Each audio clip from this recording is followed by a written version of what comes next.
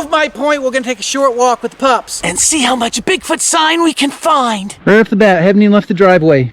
Bigfoot. Bigfoot. Mark its territory. Stuck it in the ditch to let them know that this is good water to drink. Right here, another stick structure, broken off. I know it kind of looks like, you know, it might have been a chainsaw, but Bigfoot has wicked sharp teeth. You've seen a beaver. Possible, unconfirmed Sasquatch. A tree that has been pushed down in a territorial dispute with another alpha male. You can tell how large he was by the size of his teeth when he nipped off the ends of these trees. Sasquatch pushed a tree over.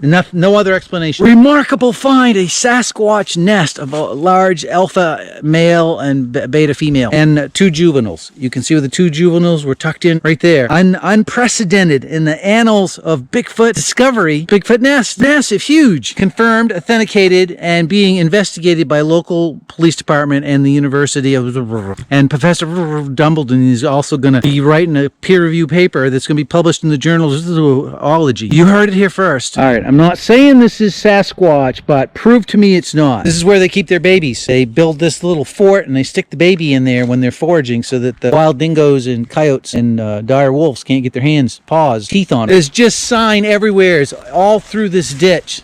Sasquatch sign. It's like a thoroughfare. It's almost as if it was, you could almost call it a road. There, they use that for paper. They're mining birch bark to use as paper to send messages amongst the clans. I know what you're saying.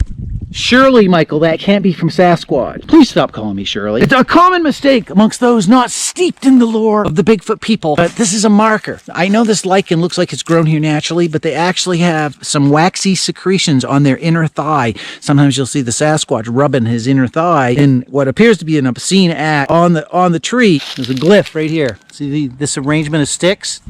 Could not have occurred naturally. Telling them where their daycare, where they're keeping their children, where the baby nests are at. Another glyph right here. You have to be steeped in the lore of the Sasquatch to know their language. Because I'm an expert.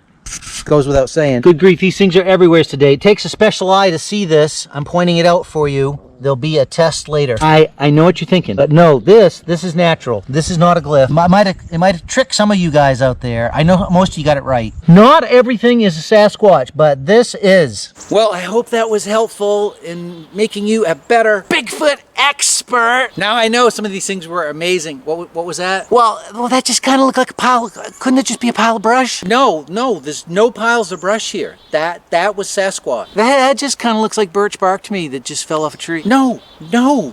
What, are you blind? What is wrong with you? I'm not trying to be difficult. I'm just asking the question. You strike me, sir, as a non-believer. Do you know where you are? Are you cognitive? Are you aware? Do you know where you're at right now? Yeah, it's a conference. A conference about, what's it about? A conference about Bigfoot. Exactly. You think I would bring material here that's not Sasquatch related? How naive do you think I am anyways? I gotta say, it kind of just looks like a pile of sticks to me. I'm pretty sure that's done with a chainsaw. That looks like chainsaw mark to me. Are you an expert chainsawologist? Do you have a degree in chainsawiness? Well, I don't even think that's a thing. Quit squirreling around. Just answer the question. Are you a chainsawologist or not? Well, no, I'm not. I thought not. You, sir, speaking out of your ass. You're sitting down there. I'm up here on the stage. I, sir, am a Sasquatch expert. Well, the brochure said you wrote a book. That's right, and books are written by experts. I'm an expert. I've been on television. I've done a lot of Googling. I think we're getting off point here. This is trying to be an educational forum there's a few of us out here. There's a few people here that are interested in learning how to be